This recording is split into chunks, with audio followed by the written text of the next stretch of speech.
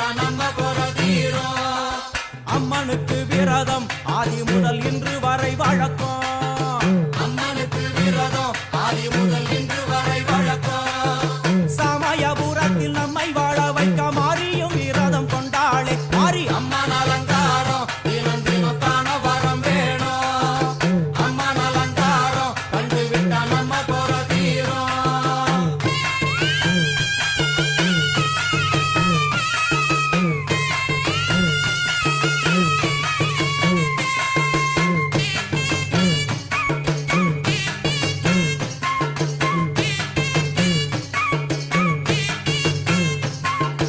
ஜாதி என்ன ஜாதி அம்மனுக்கு அன்பு ஒன்றே நீதி.